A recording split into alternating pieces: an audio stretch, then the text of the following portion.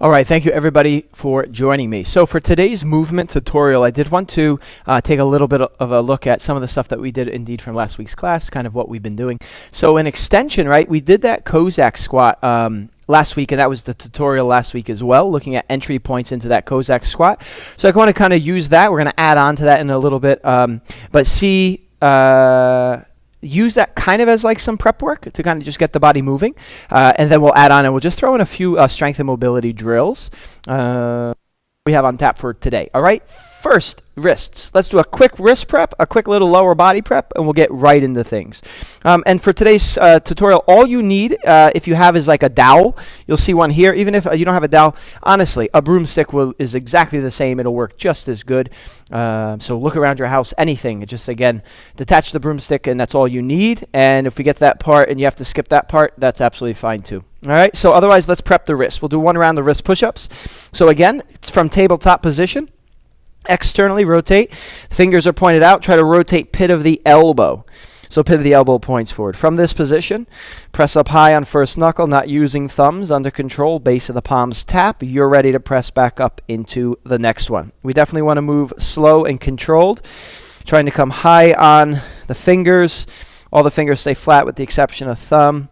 Challenge yourself, particularly on the way down. Try to go down very, very slowly. Again, base of palms tap. Press up into the next one. Slow, slow, slow. Base of the palms tap. Up into the next one. Let's do two more. Nice. Shake out hands and wrists. All right. We'll now do a brief prep for the lower body as well. This is called the Cossack squat, a same prep that we did last week. So we'll bring the legs wide. All right. We'll go wide with the legs. And then see if you can sit your butt back and down into one of the heels. I'll see if I can sit the butt into that right heel. Now you can absolutely use your hands on the ground. We'll see if we can propel ourselves over to the other leg. And again, you can use your hands, shifting the weight from side to side. However, perhaps you can perform these without the hands. Listen, of course, to the knees. And we'll see if we can go back and forth a few times. If the heel does not stay down, it's okay.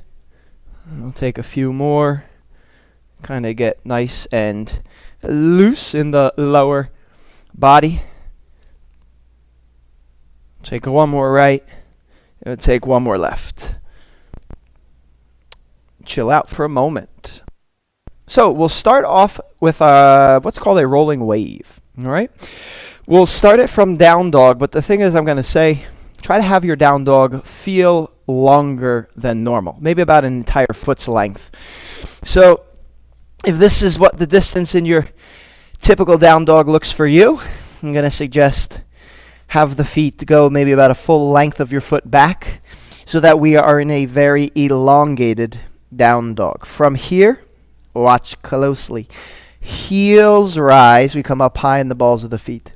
I'm going to press my lower back, mid back as I shift the weight forward, pressing my upper back into the floor. I'll come to a plank, looking just out in front. Tuck your chin into your chest. Press the shoulder blades up.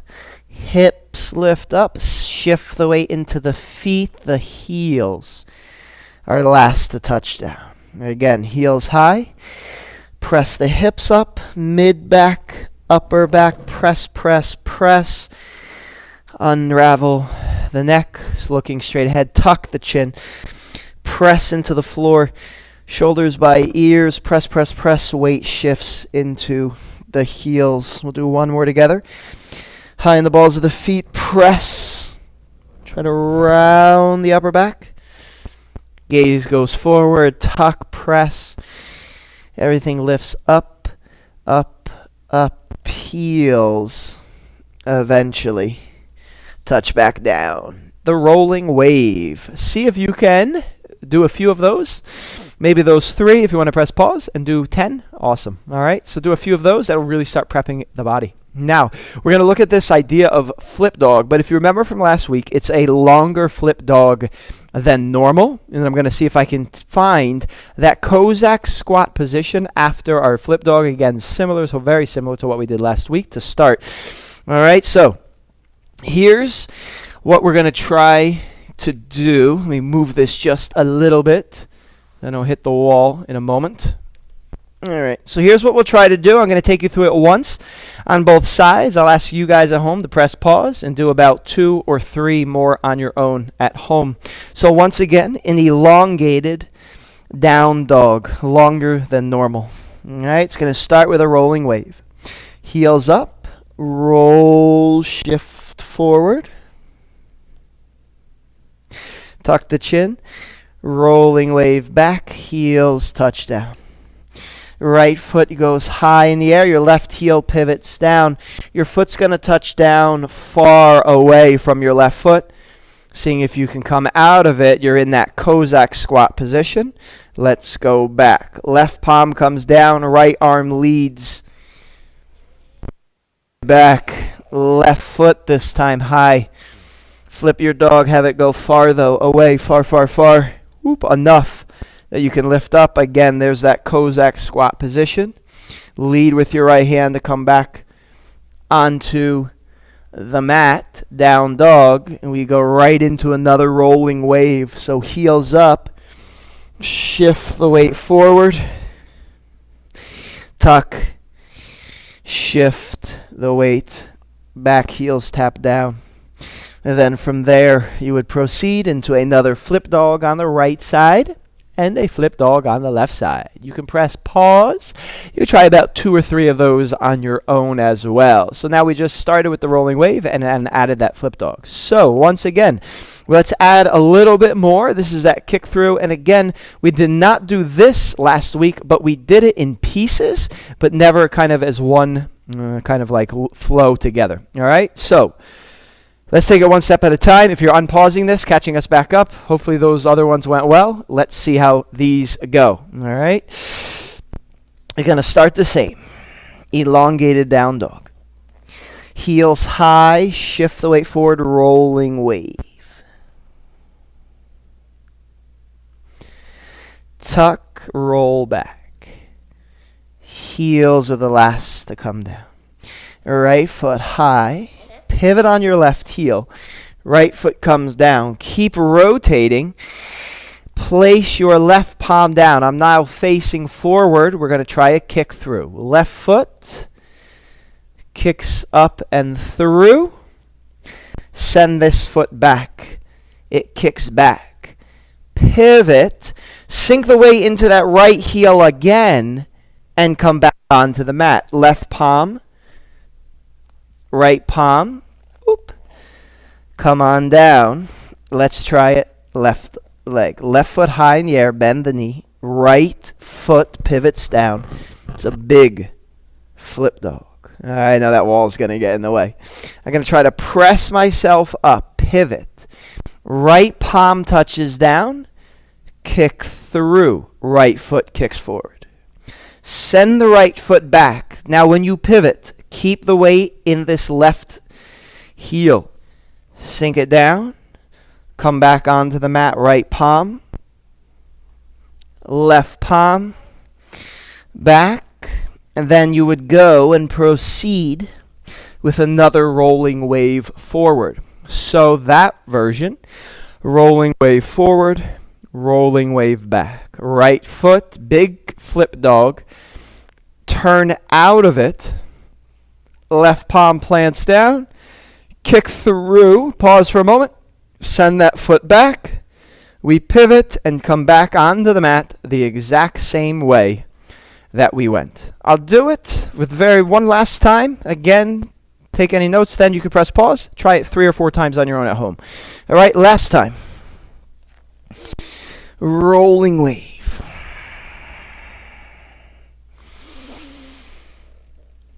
Right foot high, left heel pivots. Pivot out, turn out of it. Left palm down, kick through. Send it back. Pivot, keep the weight in the right foot. Spill back over onto the mat. That's one left foot. Flip dog. Come out. turn, right hand down, right foot kicks through, right foot goes back. Left heel, keep the weight there, spill back onto the mat. Whoop. And then another rolling wave to start the next one. So we just took 3 movements and just introduced them piece by piece by piece, put them all together. Work on those at home. Really, really fun. Lots of good opportunities to, again, just move, interacting with the floor. Do it a bunch of times, all right? We have this like on Patreon. You can press pause. You can go through it a few times. Good stuff. All right, now if you do have that dowel, we're again just going to go through 3 mobility drills. Little shoulders, a little bit of hips. In fact, kind of incorporating that Cossack squat, kind of, once again. What was I going to say? So yes, if you want, grab the dowel. Oh, I'm going to take you through one full set. I would recommend that you do 3 full sets on your own at home. So again, if you want to rewind it or just go through these, again, 3 more times. But the first thing is around, and don't let the name scare you, shoulder dislocations. So I'm going to grab the dowel like so. This can be done standing. I will perform it from the knees. And from this angle, maybe you can get a pretty good look at what my back is doing, what my shoulders are doing. So I'm going to grab the dowel like so, and I'm going to bring the dowel over top of my head. Now this will be our starting point. So always suggest start with the hands wide, and then you can bring them in accordingly. See if you can allow the arms to go over the back of the head. Maybe it even touches the low back or the butt. And then see if you could have the arms come back overhead. Don't worry about this range. We're going to skip that altogether. See if you can have the hands again moving over and then coming back. So a few things. 1, each time you perform a repetition, see if you can sneak your hands in 1/8 of an inch or a few centimeters just to see if we can get the hands a little closer. You're going to find a spot where you just can't move the hands in any closer from there. The other thing is try not to flare your rib cage like I'm doing here. All right. Try to keep your ribs down. You can tuck the tailbone as well. And we want to feel nice opening in the chest. I'm going to turn and face this direction. We want to find a distance with the dowel where the both arms can stay straight and work in unison. If this happens, no good. You need a wider distance. The arms should be able to stay straight and again work in unison. So it's not like, you know what I mean? All right, they go together. We'll do 2 or 3 more. Really focus on your blades squeezing together. I wanted to do about 10 total. I have no idea what number this is, probably a few more than 10. Squeeze the blades together. And you really, again, notice this dowel here, or if you're using, again, maybe a broomstick at home, you really don't need, nice, a lot of weight at all, or no weight. All right, if you do want to use very, very light, you can always get a 2.5 pound weight and put it right in the middle here and perform them like so. But again, don't even really need much weight. Try to really keep the blades together. A beautiful, beautiful chest opener, as well as just great for shoulder health. Make sure it's not painful, all right? You want to be able to perform those pain-free. I'm going to get rid of the dowel for now, all right? We'll now work a little bit of lower body. Again, the same, very similar at least to that Cossack squat. I'm going to show you something called the drop stance. Typically, if we do this in studio, like this past week, we do use the wall, but a wall is absolutely not needed. It's helpful, but I'll just show you a nice little thing you can be mindful of so that we don't really need to use again, a wall. So I'm going to place my left foot, and I'm just going to pretend that the back of my yoga mat is the wall. You can use anything that is a straight surface. And the main goal here is just that you want the entire blade edge of your foot against that surface. So if, again, we're using a wall, you can push the blade edge of your foot against the wall. A lot of times, if we don't use anything there as a cue, then the heel will kind of come in. But we're looking to try to have the feet fairly parallel to one another. Now with this drop stance, it's similar to the Cossack squat, but I'm going to try to test my ankle mobility, particularly here on the left leg, by keeping the left foot flat to the floor. So same approach. I'm going to sit my glutes here into my right heel, And as an act of counterbalancing, I can reach forward with the arms, pause for a moment, press through your right heel to come up. That's 1. All right? As you're performing these, try to keep your left foot, the entire foot, as flat to the floor as you can. Try to sink the weight as deep into the right heel as you can. And for this one, I would say absolutely the right heel must remain grounded down. We don't want the right heel to lift. That's 5. We'll do 5 more. Make sure it feels okay on right knee. Maybe you get a nice little stretch on the inner left thigh while the right leg definitely is strengthening. We'll try 3 more. If you notice, I'm counterbalancing with my arms, extending them out, and I'm trying to keep the spine straight rather than leaning far forward. Last one, we'll hold for about 10 seconds. Weight is in the right heel, left foot staying down, arms extended to counterbalance. Right leg is on fire, and press through the heel to come back up. Beautiful. A quick shake out of the legs, a little slap maybe of the thighs or the hips. So now I can keep my feet pretty much here. My right foot is now going to become the one that is staying very, very flat to, again, the imaginary wall or the blade edge of my foot. It's not coming in. The heel's not moving. This foot here, very, very flat, maybe to the edge of your mat. All right. This time we're sinking the glutes into the left heel. Same approach. 10 repetitions. Hold number 10 for 10 seconds. Sit the butt into that left heel. Press through the heel, coming up 1. Just go to where you can. Arms extend out to counterbalance. Spine stays relatively tall. Aiming to keep right foot flat to the floor. 6, 7, 8, 2 more. 9, here it is. We're going to hold for 10 seconds. Weights in the left heel. Reaching forward, staying straight in the spine. 2, 1. Press through left heel and shake out your legs. All right. That was our drop stance. 10 reps on left, 10 reps on right. Hold number 10 for 10 seconds. You can perform this last one kneeling or standing, up to you. Again, we'll kneel. Whenever we bring the arms over our head, just like in the shoulder dislocations a moment ago, the tendency is to flare the rib cage, arch the back big time, stick the butt out. Try to tuck. All right. Again, our arms will be overhead. Try to fight the flaring, understanding it's probably going to happen.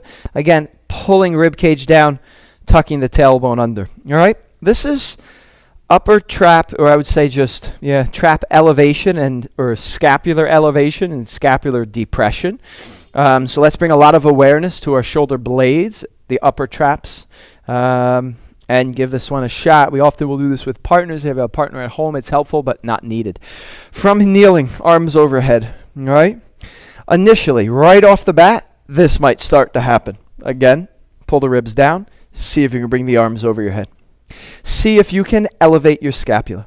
Try to bring your shoulders up by your ears as you reach to the ceiling for 3 seconds, and then try to pull your shoulders down, creating space between your ears and your shoulders. That's 1.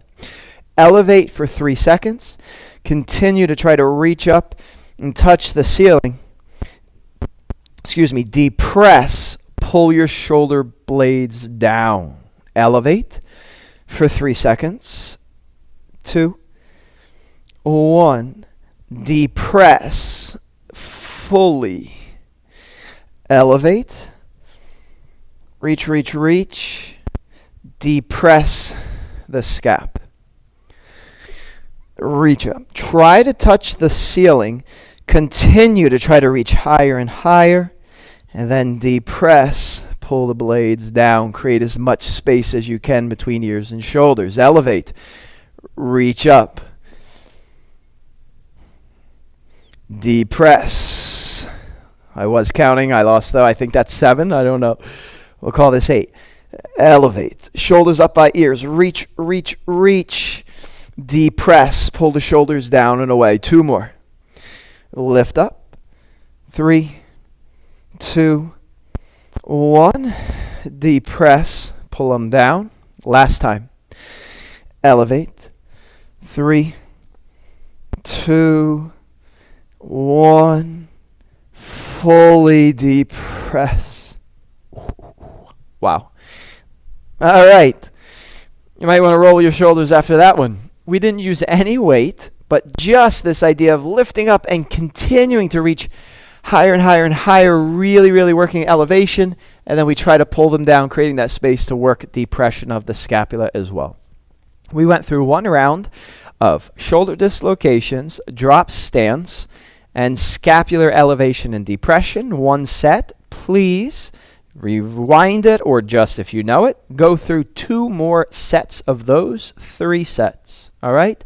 That's our work for today in our movement session. Again, hopefully it's just building some strength, some mobility, and then also this interaction with the floor that we played with initially. Thank you guys so very much. I hope you enjoyed it. If you are interested in coming to our movement classes, we are currently still have 10 as the limit, but hopefully soon we'll be able to creep up to 12, and then eventually maybe by January, hopefully we can get 15. We will be adding more movement classes to the schedule as things continue into December, but more so January moving forward. So please look to that. And if you know any friends or family or anybody that is interested in this Patreon, doing any of these tutorials or yoga practice at home, please let them know and spread the word. The numbers, again, are dwindling. I'm trying to keep it up, but at some point I might have to pull the plug on these videos. I do not want to. I want to try to keep it going. So if we can just maybe get some more people involved, that would be a great thing. Thank you. If you have questions or comments, reach out. Otherwise, 2 more sets. Peace. Namaste. Enjoy the work. Do your thing, guys. Great job.